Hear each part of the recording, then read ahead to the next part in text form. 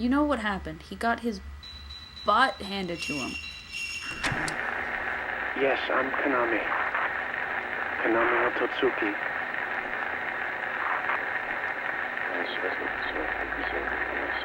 The snow was falling. There was a big manor, and inside it there was an old shrine. I could hear singing. She's in there. Reika is in there. No, further in. It was much deeper, darker, like somewhere underwater.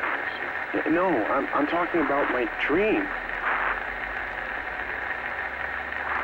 But it was a very vivid dream. It was lifelike. I've heard that there was a place like this in the village where I was found. A place where you can meet the dead. Like a rift to the other side. There's a shrine there where you can offer up your pain. Huh? Yes, that's right. Kuze, the Kuze shrine. There, Reika accepted the tattoos. The pain. And in the end, I must go back to the manor. I've got to see Reika. If I see her, I don't know what I'll do. But if I don't go, she'll...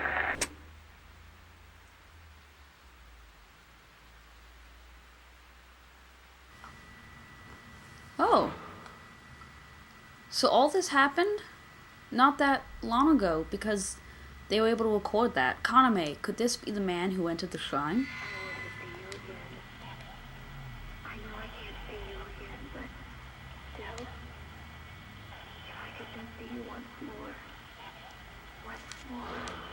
Is that Miku? One more time. I want to see you again.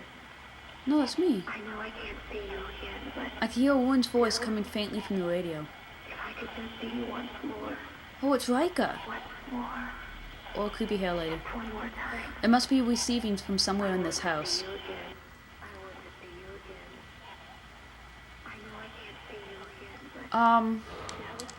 As a side note, while I'm creeped out and we wander around, and now Miku in a coma, Kaya's gone. Empty house. One more time. I want to see you again.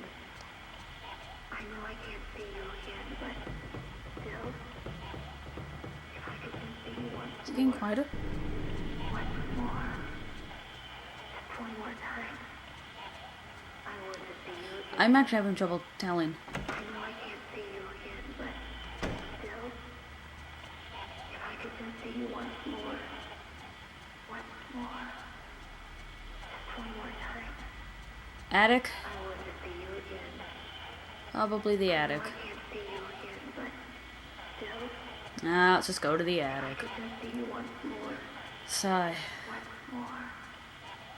Just one more time. As a side note, I want to see you again. there is a way of saving Kai on a second playthrough. You have to go catch the creeping long-haired lady a couple places, and you get access to this room. Apparently, the room's really creepy. And then you can get into the hairpin to get into the drawer. And in the drawer is the earring that's been talked about. And Kai gets the earring. One more time. I want to see you again. Do you think it might have gone quieter? I know I can't see you again. Oh, it's so hard to tell. I don't think it's doing anything. If I could just see you once more. I almost can't look. More. Just one more time.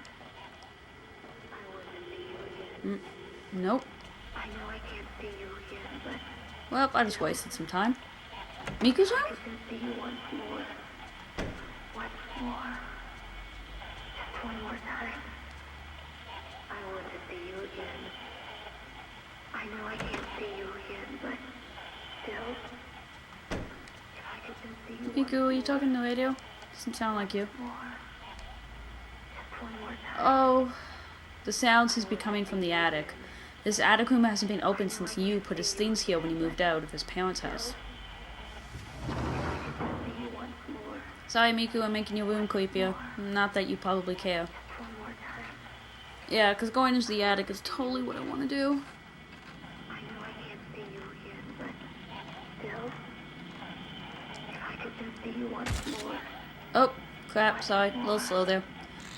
just one more time, I want to see you. The sound seems to be coming from the shelf. Inside the drawer is an old book and something wrapped in cloth. Inside the bundle of cloth is what looks like a small stone of some kind. Could this be the earring of the person mentioned on the cassette, Kaname? Raika, who heard the longing of the priestess. The other world. So that's the earring, and you somehow are able to get into that drawer, and you get the earring in the dream world on Kai. And Kai is actually the descendant of Akito and Kaname, and he looks exactly like them, of course. It's very traditional in these games for a dude to look like the other dudes. Okay, that was only Fatal Frame 1, but they're repeating it in this one. Almost call for call. Anywho. So you get the earring, and if you have it when you go into the room with all the impaled priestesses, Raika doesn't kill him. She just puts him in a coma. Because he has the earring, she recognizes him as Kaname.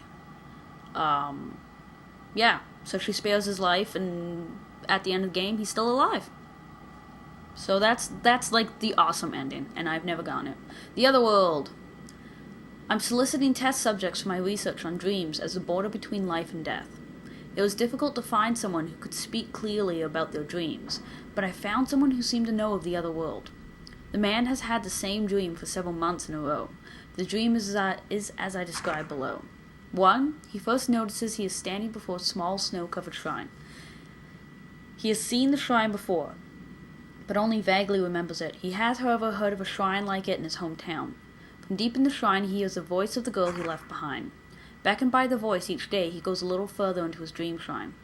Up to this point, this is a plausible dream generated from the desire for home and love. Next is where his statement becomes interesting. An ancient ceremony is held there, and one can meet the deceased. There is a huge cave deep in the shrine, and a river flows there. There is a large pit, and at the base of it is the sea. The statement is clearly about the other world, particularly the underworld.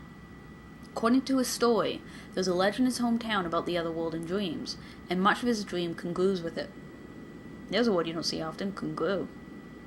I recorded his talk on his dreams for 4 days, compiled below. He is from the Mutsu region, where they have an ancient legend about a sea called the Sea of Endless Night, that exists in the mountains. There they have many legends related to dreams. For example, dreams are called the Rift, and traverse the border between the other world and the real world. If you continue to have nightmares, the deceased apparently return from the underworld. The shrine exists in order to prevent the nightmares. There resides a priestess who sleeps in the rift and will take on the nightmare. The voice he hears may be that of the priestess that sleeps in the shrine of the other world, communicating the existence of the rift. The morning after the day I recorded his testimonial on the gramophone, he suddenly disappeared, leaving behind all his luggage. Did he go to see the woman from his hometown? The earring he left is made of echo stone, and since ancient times has been said to communicate thought. Perhaps I can use it to modify the crystal receiver.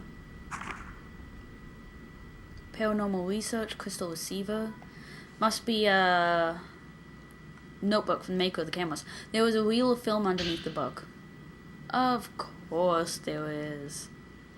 If this earring is Raika's, the tattooed priestess, then it might convey her voice and emotions. What? Why am I here? That voice on the cassette was talking about a place where you can meet the dead. Could it be inside that manor? I want to be with him again. I want to be with him again. That's what Raika's voice said on the radio. I need to go back to bed.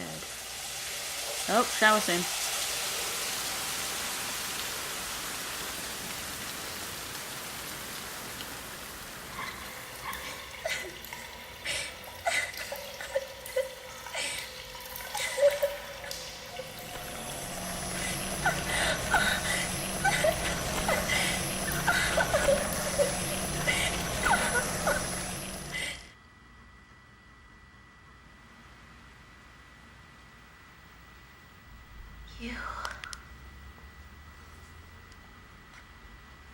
Why do I have a bad feeling about the fact they started us downstairs? Oh, God. Okay, I'm prepped. I'm ready. Whew.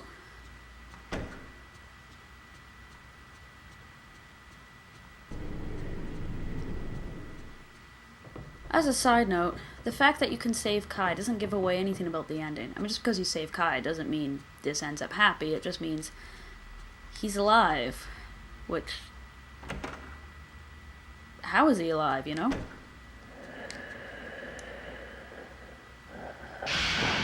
What? Oh!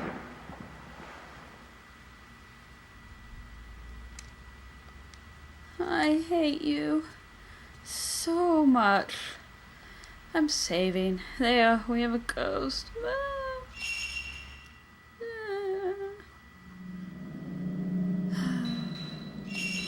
God. So, almost done. I look forward to... well, I'll be sad it's over, but at the same time, I'll be happy that I've got a whole complete game. Yeah. Anywho, I'll see you guys next time. Hopefully I'll get lost a little less.